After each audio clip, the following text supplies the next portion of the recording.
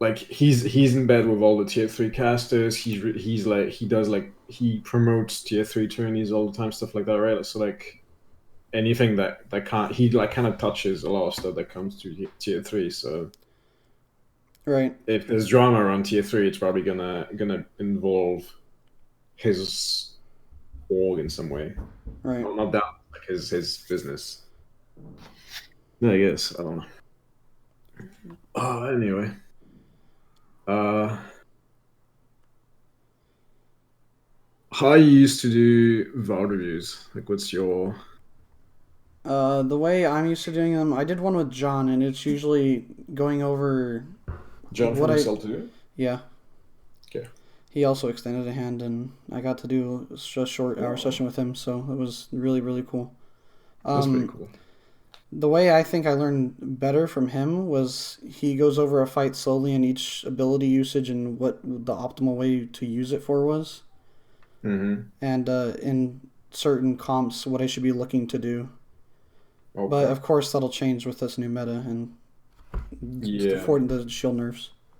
I for you, I figured I would only focus on very foundational things for each main tank Right. and be like stuff that's as mechanical as possible and as it's gonna be true in 2 years, basically.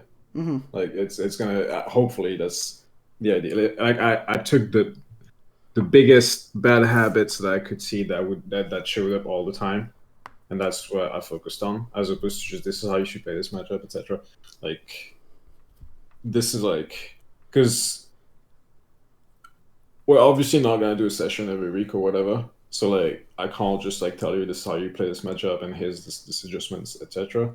I Right. kind of just want to do a big session where like you have stuff to work on for the next however weeks, like depending on how fast you progress. But like hopefully you got stuff to work with for a long time. Right. Okay. Awesome. Oh, so I got stuff on. I don't think I saw your ball play, but that's fine. I got stuff on Ryan Winston and Orisa. Yeah, I think The chat had. my ball play is probably the weakest out of all the main tanks. Well, that's unfortunate. I don't think there was any ball play in the VOD you sent me, but Mm-hmm.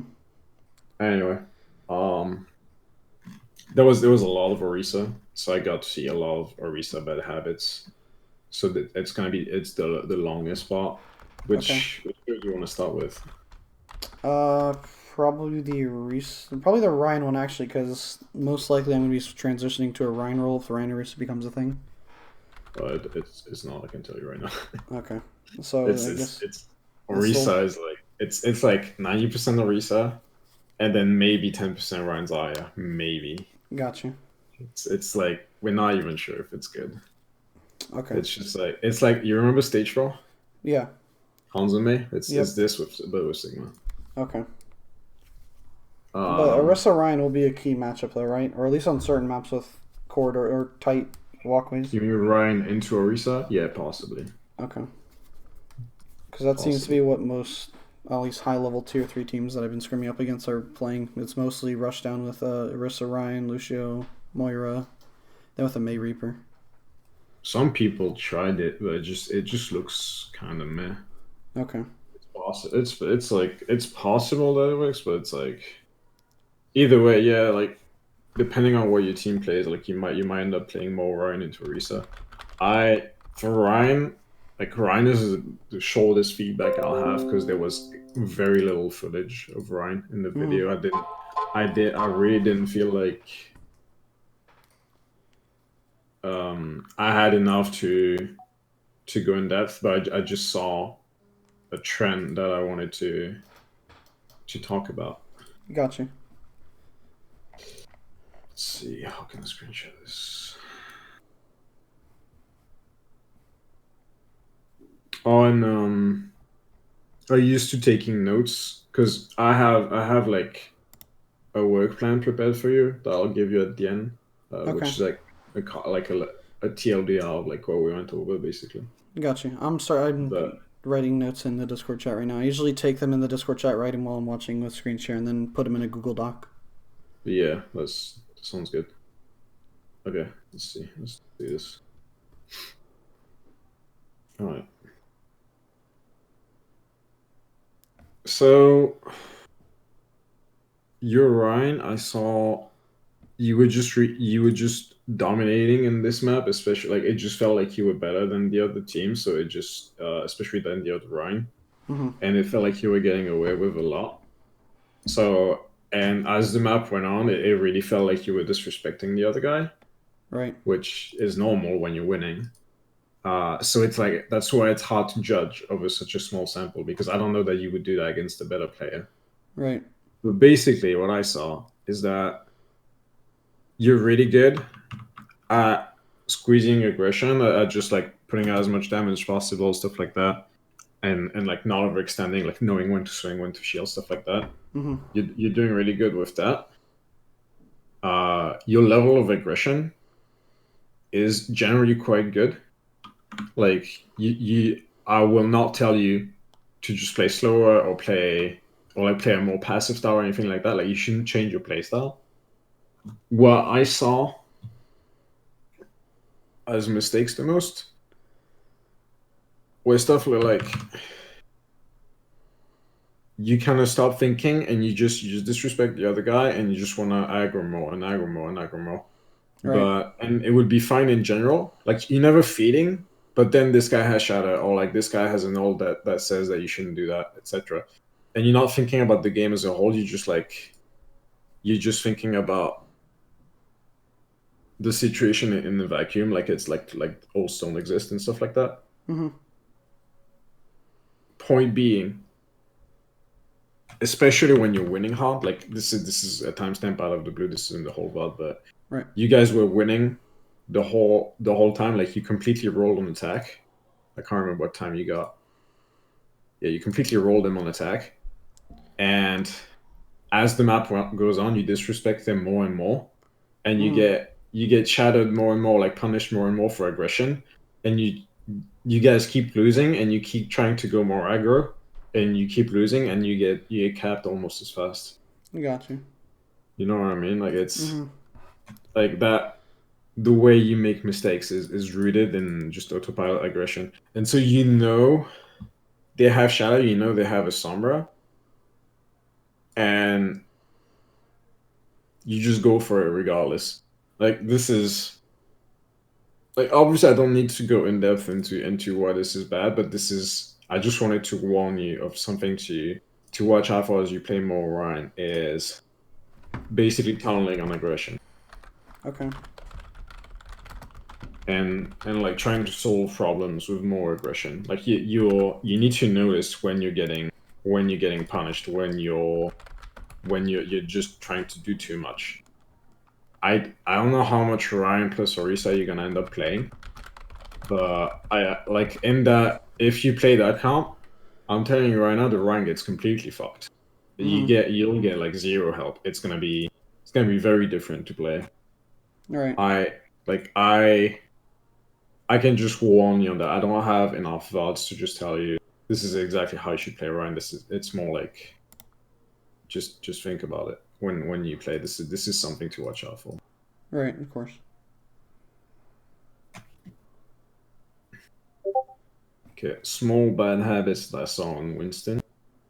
Again, there wasn't much, but this is the main one. I'm gonna roll a clip, and you're gonna tell me if you see what I'm talking about. Okay.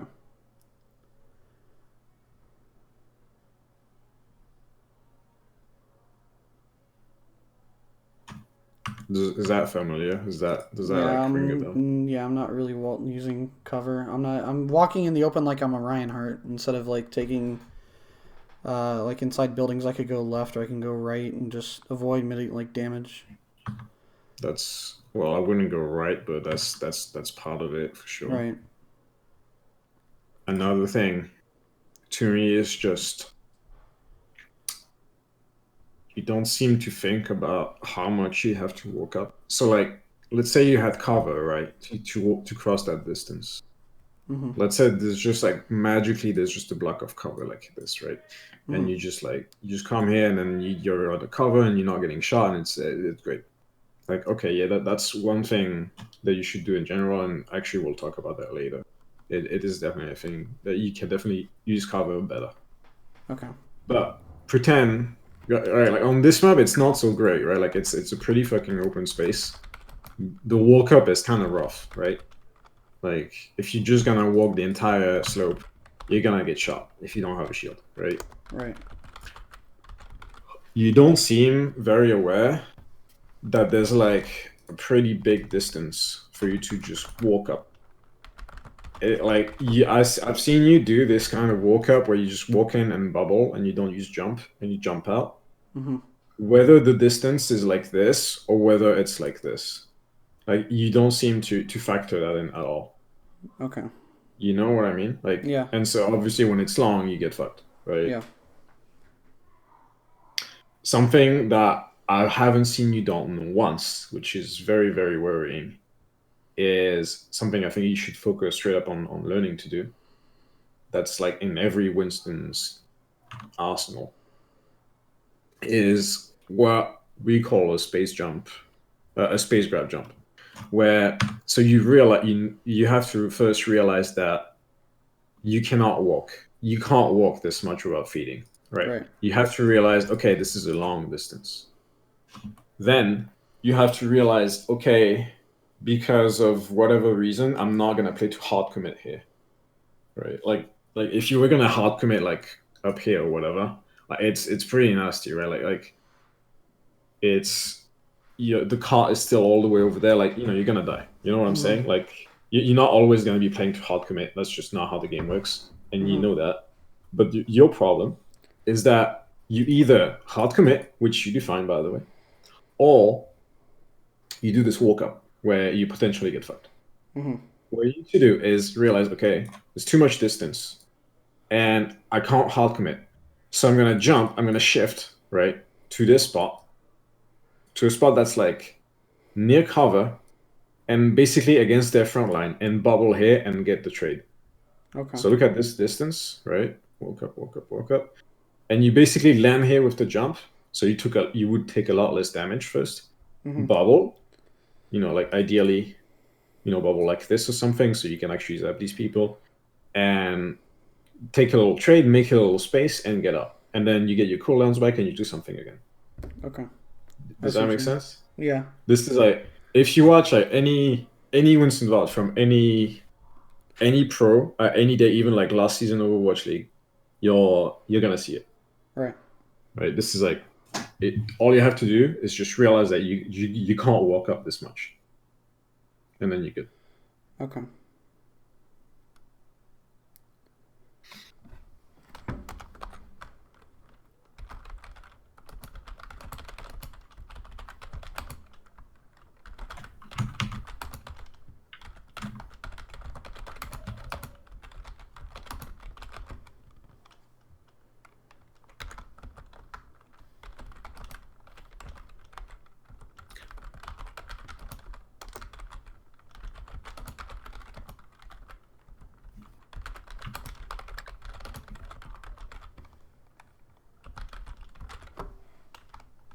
So how do you feel about this one? I guess I'll wait until you're done typing. Yeah. Sorry. I was typing what you just said. Can you replay it again?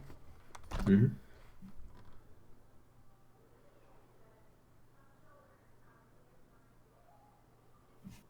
Mm, again, I'm kind of just tasing tanks without a purpose. I'm getting ult charge, but I'm not utilizing any natural cover, honestly. I'm relying on my bubble to block most of the damage. Mm-hmm. Kind of the same thing. I'm holding in front of them. Mm-hmm. I mean that's not always bad. Like that's not necessarily bad. Again, like there's gonna be times where you can't just hard command and it would just be an int. I'm not necessarily sure that this is the case here because like people got hacked, the Steve is low. Like you could probably commit more. You could probably just jump behind them.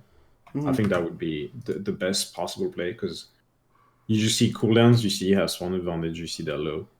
This is like an opportunity to. So you remember what I said about the space grab jump, where Yeah. like you can jump in front of him. You can do if it's not like where you do it yes or no. It's like how deep do you want to go? Right. It's like it's always with the mindset. of I'm gonna jump in and get out, and I'm not actually hard committing. But like, let's say you're coming from like super far away, you would want to land like here or something, Yeah. because it's safe, right? And like, or because like you really don't feel like you can commit, or you would just walk up here, which is what you did there. But if you, in this case, right, like I just see there's like so many things you should see that should make you want to go a little more aggressive.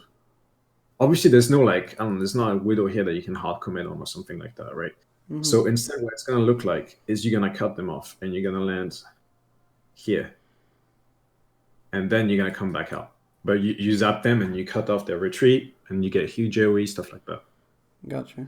But it's still the exact same concept, right? It's just like a matter of how deep do you want to go. Mm-hmm. Does that make sense? Yeah, so I can get back to space easier without feeding. Yeah. Okay. But here, what you did, if you go with like the same decision, right? If you just decide, yeah, no, I'm not gonna jump. I'm gonna walk up, right? Like, your jump is actually on cooldown. So I don't know if I fucked that up. Yeah, okay. Your jump is on cooldown, so you have no other opportunity. Right.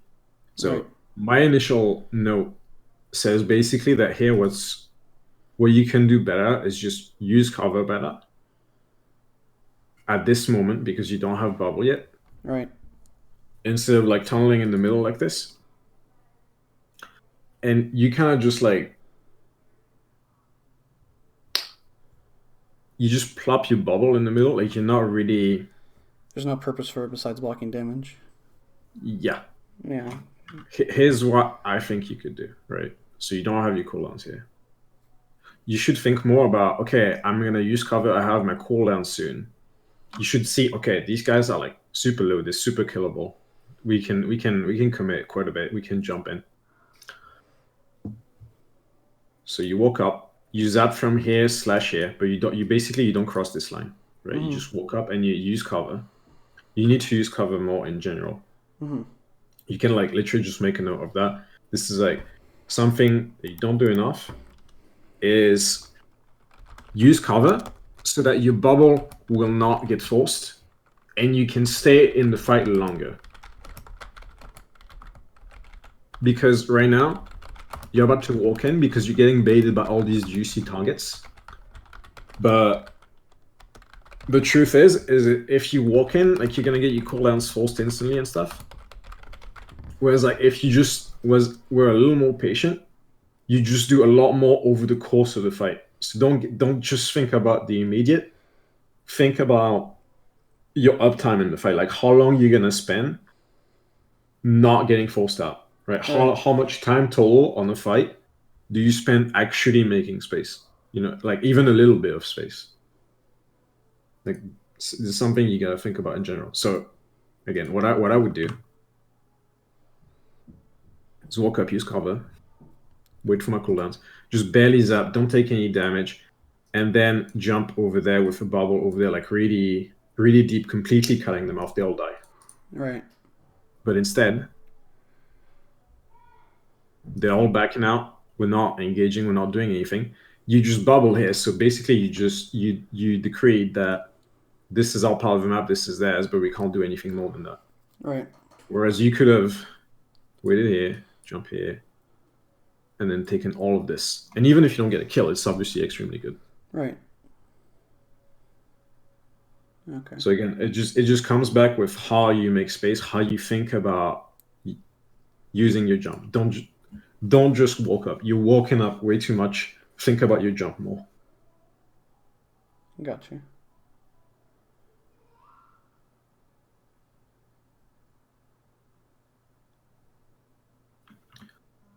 And it's like a common trend. I'm not gonna spend too much time over this, but this is like Right. This is another it example. shows.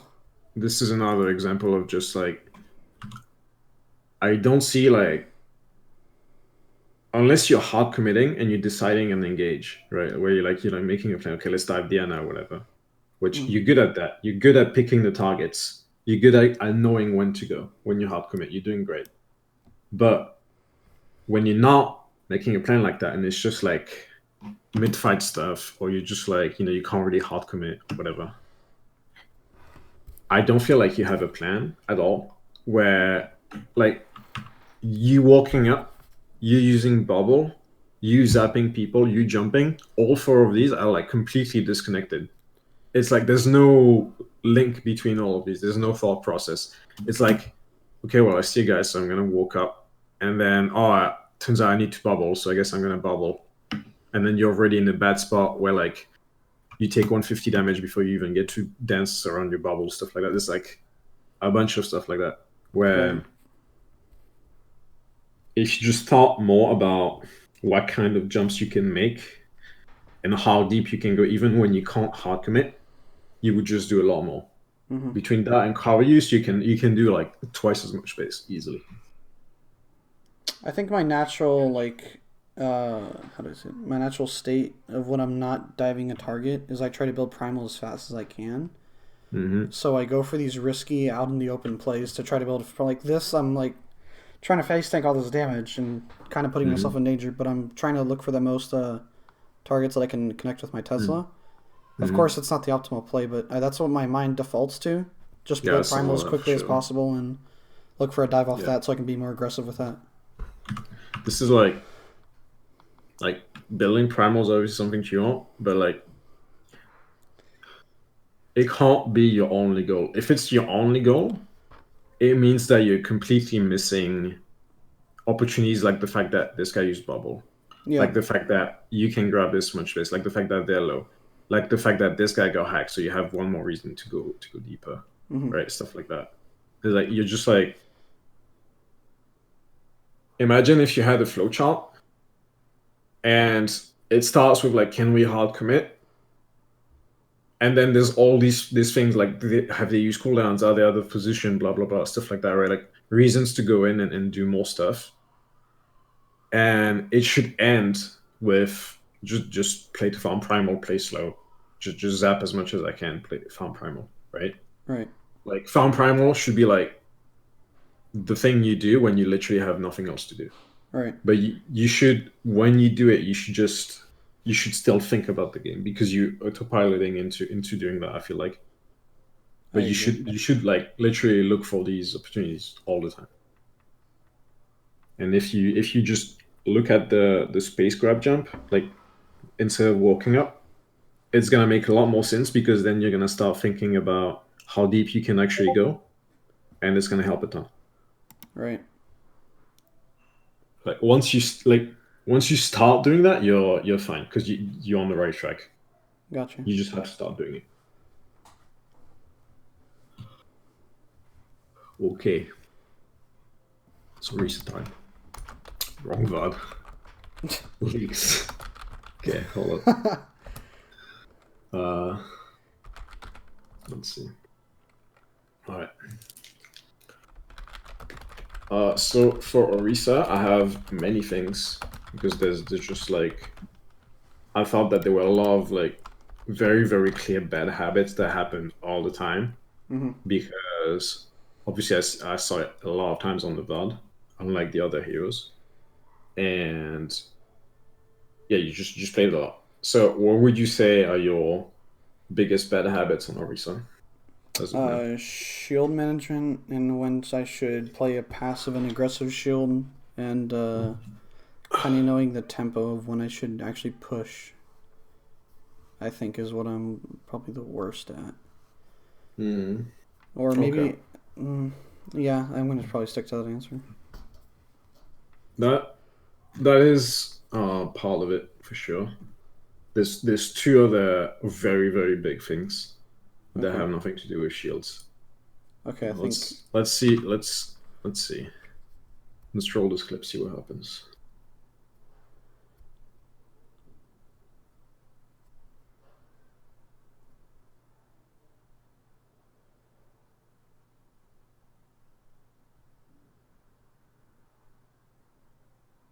Okay, this is enough. I don't want to confuse you by showing you more.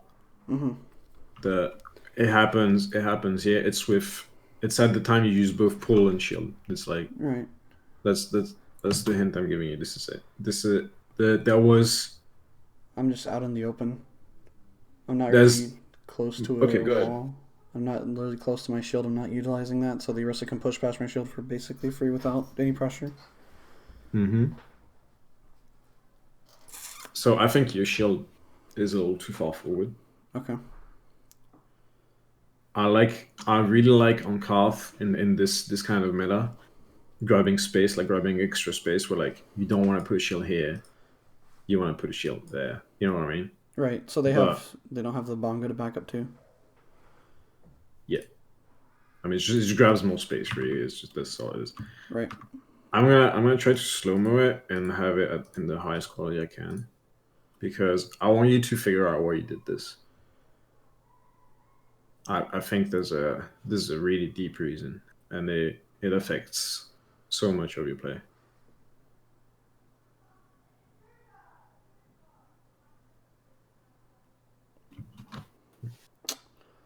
Do you see what I'm saying? Mm, Can you replay it one more time? I'm Mm-hmm. trying.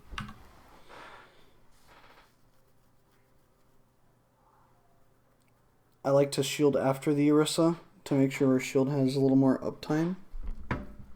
Okay, it's to be fair, it's a hard to guess one, so I'll just give you one less hint. It's got nothing to do with how you use cooldowns. Okay.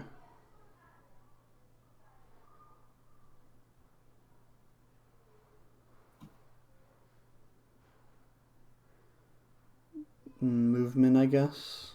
Mm-mm. Look how you crosshair. Look how you crosshair the entire time. I'm just on the Orisa. I'm not doing any meaningful damage. Your crosshair didn't move once the entire time from shooting shield, aiming at the Orisa, setting down the shield, and pulling. Right. Like you know how like you shield at your feet, right? Like most of the time, right? Yeah. Like it did not move once. It like you didn't even try. You just Okay. like aim like look at somewhere and just decide, yeah, this is where I want my shield. Right. Didn't even try. And that's like that happens all the time. Where I see that your crosshair placement is literally always at people's waist. Always. Like always. Unless you're like actually breaking the shield and going for headshots. It Mm. never ever moves. Like it's not bad to have it there when you're trying to break a shield, right? But it should move around. Like sometimes it has to be there, sometimes it has to be at your feet. It never moves. It's like so fucking slow. Gotcha. Like it's not even slow, it's just like you don't think about moving it. And so it leads to two huge bad habits. Some of it is like you just randomly have a bad shield. I think the bad shields are also just game understanding, right? Like Right. I don't want to brush it off. But it leads to the number one bad habit, I think, which is your pull use. How do you feel about your pull there? Mm.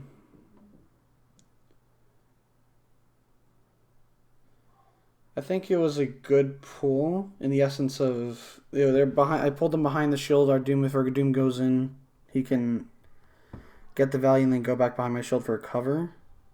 But I felt like it was too early.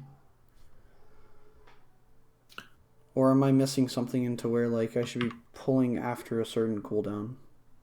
No, you should no. It's when you pull is great. How Okay. many people you pull is great. This is all fine. Okay. Uh, my what I want to ask you is, you seem to always pull at this level Right. in terms of height. Why is that exactly? Like you said something about the Duma. Can you elaborate? Yeah. So I know when the purpose of me pulling at that level is due to the fact because if I pull them more at a higher level, they have a time to drop down and like strafe away from my initial pull like target where the Doom is going to try to E on or punch into. The horizontal leveling is just allowing for the Doom to have an easier target to choose or an easier engagement. Or because that's my view of it. I think most of that's I don't know if I do it in this VOD, but I do pull up a little bit more for Doom ults to give that time for him to cast down onto it. Don't know if that's the right play or not though. It definitely is. I saw you pull up some of the time, but I think even when you should aim to pull up a fair amount of the time, even when you go for a Doom engage. The reason I think that is because even if they're up here, they can't ice strafe. It's not like Sigma. They can't ice strafe when they're literally just gonna fall down. Right. And it does one of two things. The first thing, very obvious, it gives your entire team a target that's outside of the shield. Mm-hmm. Very important, right? Like your Doom is not everything. Secondly, your Doom will still get a slam if that's what he wants to go for when they land. He just has to time it properly, or a punch. It literally just gives him more time to set up because they're CC'd longer because they're in the air longer. Right. But it does not change like where they're gonna land. That's I don't think that's true at all. And Okay. basically, it's gonna help him, but he just has to go at a different timing. But that's never been a problem for any Doom I've known. Got you.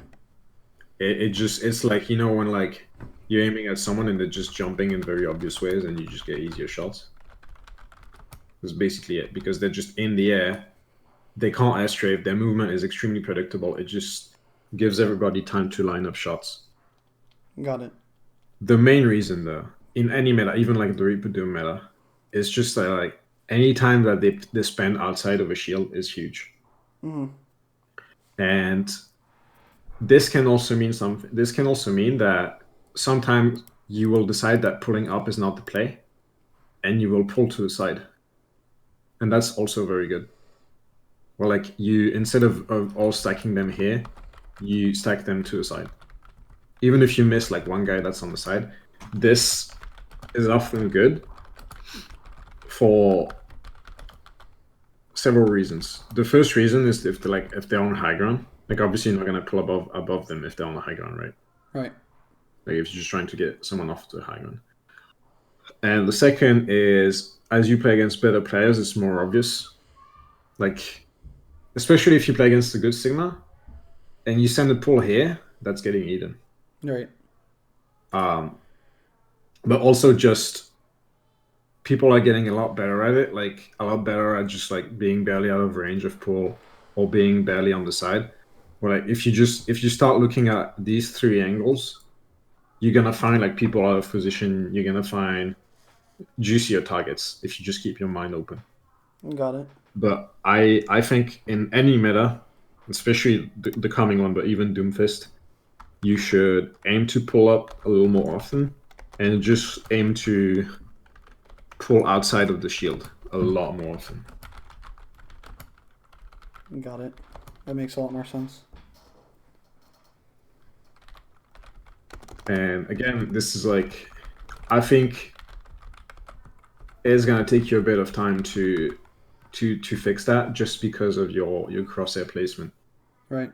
I really think that like a lot of time you just go in and you don't move your crosshair once and you don't think about where you want to aim or like where you want to go. You do go for headshots when you aim, but like not all the time. Sometimes I just see you shoot at like an Orisa's waist and I'll go for headshots. Right. Sometimes and it's like I'm sure you're not perfectly conscious of it, which is why I'm like I'm double warning you. Okay. Because when I was on Dante, the purpose of me kind of keeping that level-headed crosshair was just to constantly, at least from what I was told, I want to constantly provide pressure on those shields because I am the front line Yeah, and just constant damage. you will always shoot shields. Like you will like unless you're pulling them outside the shield and you shoot them, obviously. But like what I'm saying isn't like what I'm as of now, you spending 100% of your crosshair at this level, right? Right. I'm saying you should spend like 95. Got it. You know what I'm Okay. saying? Yeah. Yeah. This is a tree. Like there's like 3% here, 2% here. You know, so that's it. Right. Okay. That's all it is. Got you. Same thing. Just shoot the fucking shields and Is shit. it? You're right. Just shoot shields. Um, is it more optimal to? I had this question on my mind when I was screaming a lot. Is it more optimal to wait till the Orisa shields first, or the enemy Orisa to shield first, so you can shield past your shield to deny that, or is that all dependent on composition and, or not composition, but placement? It's extremely dependent, but yeah, like what I would like to see you do on this fight is like path like this, Right. You kind of like you don't spend time here, but this is like you make sure you have the cover, right? Mm-hmm. And you look for a shield anywhere between here and here Okay. and normal. And like you like start on the corner. Like you don't just like walk into the open and just get shot a bunch of times. It's more like you pick bam shield and your team has more space. Mm-hmm. The Orisa shield thing, you have to read the game. It's not like a like sometimes you'll see like her shield is passive. Like you're not putting a shield past that. All you got to do is just grab a bit more space, and you're winning because Right. you have more. Your team has more space if you do that, right? Mm. Like they just have more of the map, so they win. If you put it, but instead if you put it this far past, like your team just has no shield, and you're losing, right? Right. Like it just depends. And then sometimes what's gonna happen is like you guys have like a first fight where the shields are like this and everything's even and it's all good. And then you feel like you have an advantage where like someone's low or you have a bit more cooldowns and shit. And you just put your shield like this. And you like step in here and you get in the Orisa's face, most likely with your shift. And that's how you make space as Orisa. That's how you like push for more space. You Right. don't do this all the time. It's just a question of like thinking about the game and thinking about how who's ahead and whether you can push from a space. It's like going for swings with Rein. Right. You know what I'm saying? It's the same kind of thing. But you just gotta take it situationally. Got you. Okay. I know you're short for time, so I'll try to be a bit brief. We're almost done. You're fine. I wish I could do this longer. Well, yeah, but don't you have to go No, yeah, in I do, 15? but I just really appreciate like this insight is better than I think any other coaching I've done. Gotcha. Okay. So I appreciate it. I'll do my best. Okay. Second biggest bad habit, your ults. This is Yeah. like the worst ult I've ever seen. Because here's the thing, right? People can kill your ult. They will kill your ult. Moria with Cole will always try to kill your ult. Mm-hmm. Orisa with Shift will always try to just like walk in and tunnel on your ult. DPS will try to do that too if they get the chance. Like everybody will try, right? Right.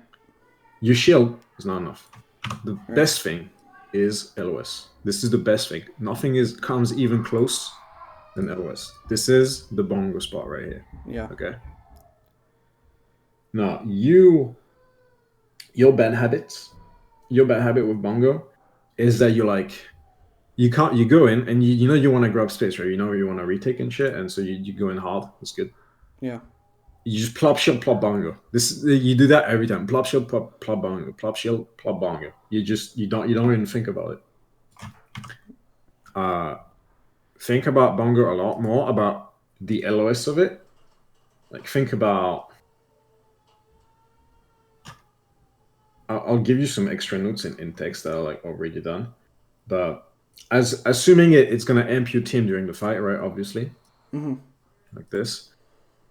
Just think about what can kill it and like whether there's a better spot. But more often than not, you're just gonna bongo behind cover and then go in and then shield. It's gonna be very common to do that. Right. And then the cherry on top is like mid fight. There's just gonna be situations where like your bongo's in danger, like your shield broke or whatever, and they might just get your bongo. I think an extra thing you can do, like Orisa players will protect their bongo with their life. Like imagine your bongo's here, right? Like where you put it for whatever reason. Mm-hmm. It's just here and it's exposed and it's a thing. Like I've seen Orisa, like when the shield breaks and there's like 2 seconds left on the shield, they'll literally just stand in front of the bongo, shift, turn around so that their head isn't exposed. But like they just protect the bongo with their body, wait for the shield cooldown, and then shield again. Okay. Like this is how important your bongo is. This is how you can't give any LOS on your bongo. Your bongo will fucking die. Yeah. And if you see an Orisa do this, you can literally just get in there with shift and tunnel it. You know, Mm-hmm. let's see what happens to your bongo. The focusing. The Orisa is doing it. I think she's focusing your bongo. For some reason, she is. There you go. Got it on the kill feed. This happens to you quite a lot, and it's a really easy fix. Right. Now this is the difficult part. Where should I start?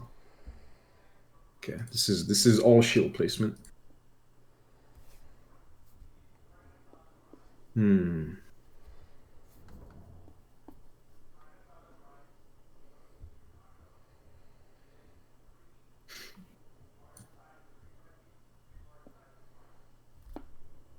Okay, we're gonna start with defense. Okay. Just thinking about shield placement here. For the record, you got ults. Like you got enough ults to take a fight.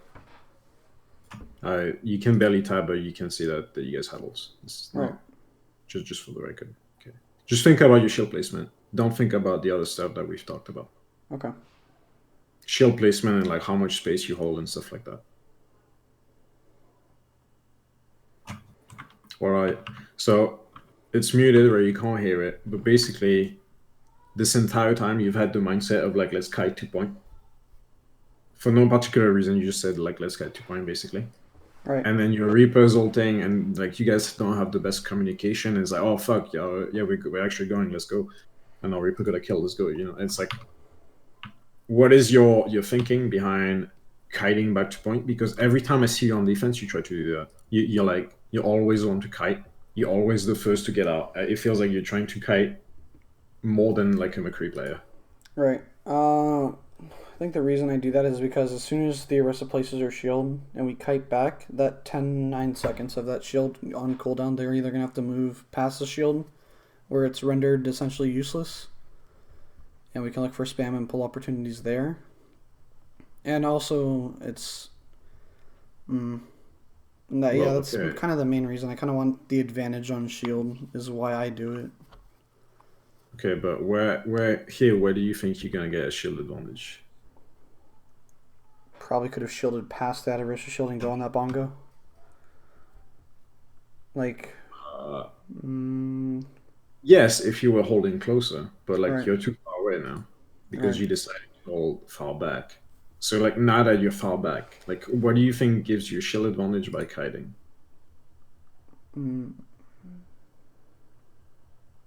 Like, shields are breaking, you're like picking, you're shooting each other's shield. And then what happens is you're like, oh, let's kite back, right? Pretend this doesn't happen. Okay, pretend the Reaper thing doesn't happen. Okay. Pretend you're like kiting back to point and shit. They're just gonna have a new shield. Like they're just gonna set up with shield now that you gave them the high ground. Yeah, and we have nowhere to. Okay, yeah, I see what you mean. Like you just gave space, and so because your team has no space, there's no advantage to get. You guys are just avoiding a fight. Does that make sense? Yeah, 100%. I see what you mean. Like, if you like try to kite. Sorry about all the rewinds. Okay. No, you're fine. If you put like a shield here or something, right, and you try to kite or some shit, and like for whatever reason he sets down the shield here, like you guys are still either gonna fight, or if you're literally just like super far back, like literally in Africa, then your entire team is not pressuring the choke because they don't have a main tank. And so why would this guy shield? He's not gonna shield. He's just gonna walk in. Right. He's not getting pressured. Why would he shield? Right? Like this is like here when you go in and you put the shield as far forward as you can when you retake because you know you gotta make space for your team. But like if you're literally just not getting shot, you just walk in. So here's what I think you could have done is literally just, unless you're like, oh, we have 0 ults, we need to kite and farm ults, which is a very fair reason. Unless that happens, put your shield like this or something. Okay. Got it. Basically, what you want to do is you do not want to peek in there and let them break your shield from inside the choke. What you want to do is make them turn any corner that you see. Is like make them turn that corner and be set up so that anyone that's past this line gets fucked, while anyone that's like in there is useless. Right. You force them to turn, and this is where you take the fight, and you give them as little space as possible. Look at how tight this is. Imagine an entire team trying to walk through here. They're getting Orisa pulled. There's an Orisa right in their face. Their shield is getting shot by everyone because you're giving space to your team. There's a Doom punching or slamming or whatever you want, and he's doing that for free because the cover is huge for him, right? He can escape really easily.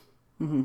There's like all these reasons. This is why chokes are good. This is why chokes are bad. This is why we all hate chokes, right? It's because you can hold them really hard. Yeah. So hold chokes harder, abuse them harder. You should know that they have to turn this kind of corner, that they have to just all put themselves into a choke and stuff like that. Right. Okay. If you give up all the space, you will not get an advantage unless they're throwing. Look at how this guy is holding. Does that make sense?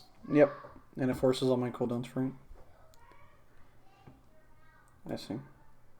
I really like your shield there. This is exactly the kind of thing you want to go for on retake. I think you've got like kind of right idea where like you always think about how like you can shield aggressively and stuff. You don't necessarily have to always aim to put it past their shield. This is like don't get trapped into always doing that. Right. But this what you think about, right, is like there's a choke there, and you try to grab this much space for your team, right? This is what you're doing with your shield. You shield when you set down your shield. You're saying this is all part of the map, right? Mm-hmm. And if this is your call to make, and this influences the rest of the fight. If you decide to grab too much, and you're like, this is all part of the map, lol. You're throwing, right? Like you're trying to do too much, you're trying to grab too much, and then your team doesn't have a shield. Right. Does that make sense, right? Like you just too much is too much, and too little, as I'm sure you know, is you just get stuck in the choke and you can't do anything, right? Mm-hmm. Like if you shield here, GG's, right? Like you're all in choke forever, and you just wait for next shield. Yep. That makes sense. Mm-hmm. So it's think about the space you're giving to your team with shields, whether you're on defense or on offense. This is what it's about. Okay. I see. Yeah. This whole like crossing shield with the Orisa thing is, yes, it's a thing, but it's not the be all end all. And the first thing you should think about is the space you give to your team and the space they have. Right. If you think about that, you're gonna understand when it is appropriate to put it past or not. Mm-hmm. If you don't think about that, you're gonna see an Orisa shield here, and you're gonna send your shield over there, and you're gonna lose. Right. Which is what you did on the first timestamp on Busan. You remember? Mm-hmm.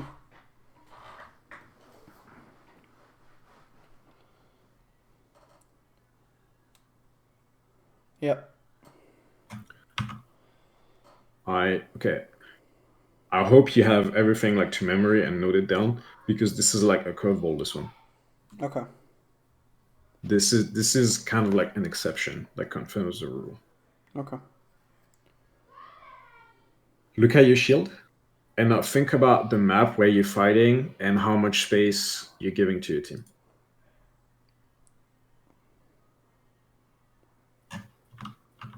Okay. Go ahead. How you feeling? It's very confined. I'm literally like what you said on the mecha base. It's kind of like only shielding a slightly past choke, and I'm not giving them enough space to work with. Are you sure? Because they all walk past your shield here. Oh, okay. This is your shield. Yeah. Right? And then they all walk in. Yeah, I see. This is your shield. What's different? What's different on this this part of the map from the last clip in terms of like map geography? It's a lot more open. Okay. Corners are a little more. At least the choke is a lot more open. Corners are very easy to turn around, and they also have space to work with. As soon as they walk through choke, it's not really a narrow corridor. Right. It's an open space. It's just like an open corner. There's no choke. Right. So I don't know how much DPS you play in ranked and stuff, but for range heroes, it's a lot more easy on open corners to peek wide, right? Which is like, instead of just being all stacked up in the choke, because it's so big, assuming you put a shield, let's say here, right? Mm-hmm. It's gonna be that they can do this, right? They can all like shoot from here and stuff like that. They have more space to work with, more angles, right? Right. They can shoot, they can aim at the enemies that are hiding over there very easily. So you don't need to give them as much space when you're not trying to get out of a choke. I see. You need to just be like barely past the corner, and it's enough for them to peek wide, and it's just good enough. So it's a little bit of a surprise. It's not very common for teams to play there, so maybe you got surprised a bit. But I would look for a shield like here-ish. Right. Because look at these guys. Like where are they playing? Like what's going on here? Like these guys are in the open. If they're playing here, you remember what I said about peeking wide, how there's like gonna be a guy from your team shooting this angle. Right. Like they have nowhere to hide. That's realistic. That's why we don't see fights here. Mm-hmm. It's because it's in the open, it's shit. Right? Right. And this is why you don't need to give your team that much. Like all you gotta do is just shield a bit and be patient and get your team past the corner. Okay. You're not the one doing this. You're not the one going wide, right? Your shield needs to connect with that pillar. Okay? Mm-hmm. Like this. Not like this. Okay? This is really bad. Just do this, and then you trust your team to just like wrap around this angle and do their thing. And all you gotta do is be patient and force them out. If they take a fight, they're literally inting. Right. Okay. The only time they win is with like surprise or big ults or whatever, right? This is like all you gotta do, because it's open, is take a little less space but be safe, and you're just gonna poke them out really easy. Gotcha. Your big bad habit with shields is on defense you give too much space, and on offense you're just throwing it super far forward, like without thinking. Okay, this is what you need to reflect on, and this is why you need to think about how much space you're giving your team and like how much sense does that make. Right. So would you say this is a little bit more of a mechanical mistake because I just throw it out there instead of like shooting it at my feet per se? I mean, it's decision making, but when I said mechanical at the start of the review, I just meant like very core principles. Got you. Not necessarily like aim. Yeah. I just wanted to mean like you're gonna be using those principles in 3 years when Orisa is out of the game and there's a new main tank, because that's just how space works. Right. All right. Gotcha. That's all I got, man. I believe. Yeah, it is. Awesome. Okay. Thank you very much. That was really insightful. Thank you for all that. I'm gonna definitely look at this a few more times. I'm gonna give you a doc I made for you. Awesome. It's a summary. It's like ideally like what you should work on, and like kind of just like thoughts on like what you should ask yourself when you're like playing, like after you like had a fight and you're thinking about how you played the fight, or like when you're watching your VODs, whatever you do, right? Just it's a lot, so make sure you don't try to do it all in one go. Gotcha. Just you gotta pick like what you're gonna focus on today, you know. Mm. And you gotta think about your progress. This is like a long-term work plan. Okay, this is not fix this by tomorrow. Right. Of course. You're gonna have to be very diligent and very.